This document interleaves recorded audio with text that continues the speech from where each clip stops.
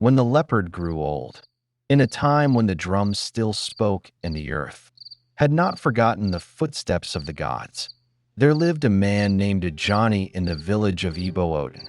Ajani was a man of great presence, tall like a palm tree, with a voice that could scatter birds from the trees. He was known to wrestle 3 men at once in his youth and win.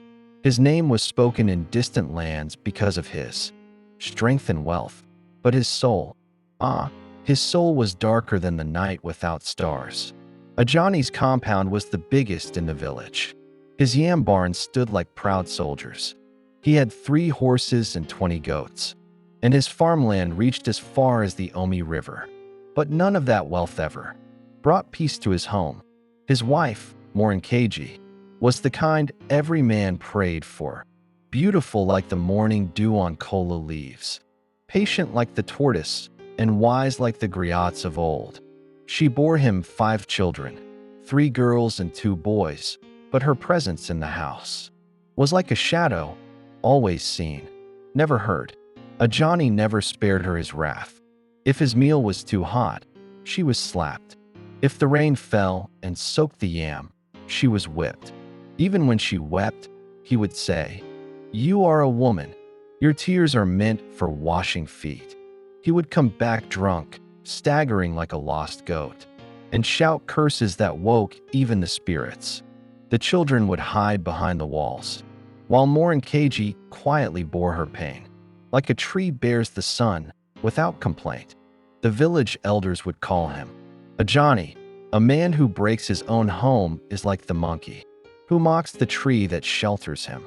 But Ajani would spit and say, "I feed her. I clothe her. I own her." Years passed.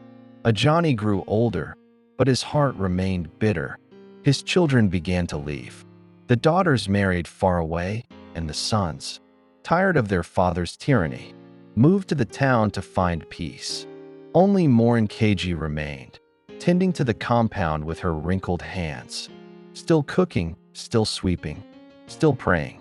Then, one Harmattan morning, Ajani did not rise from his bed. He groaned.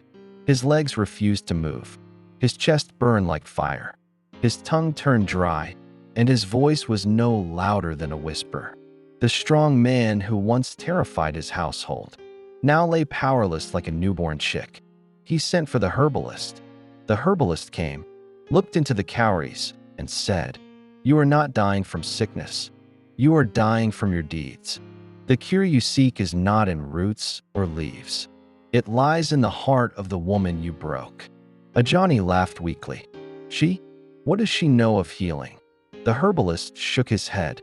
"A man may build a house of stone, but if the one who keeps the fire leaves, he will still freeze." Ajani turned to Morounkeji. She was older now, but her eyes still held that quiet fire.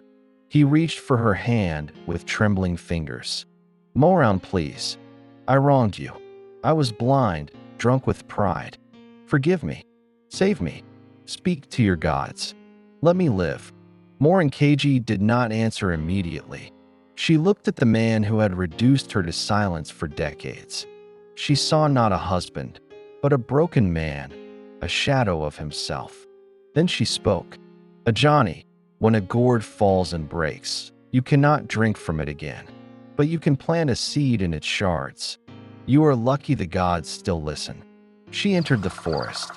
For 3 days, she gathered herbs, sang to the spirits, and made offerings by the river. She mixed roots with honey, boiled leaves with salt, and every night sat by his mat, chanting songs her mother taught her. The 4th day, his fever broke. His eyes cleared, his legs twitched, and slowly, life returned to him. He wept, not from pain, but from shame. After that, Ajani became a new man. He followed Morounkeji around the compound like a child follows its mother. He served her water, helped her grind peppers, and washed his own clothes. The villagers laughed at first, but Morounkeji said, "Even the lion must bow when it is thirsty."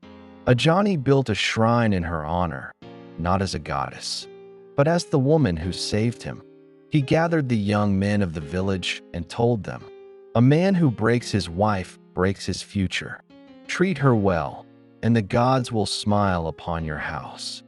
Morounkeji forgave him, not because he deserved it, but because she had made peace with herself long ago.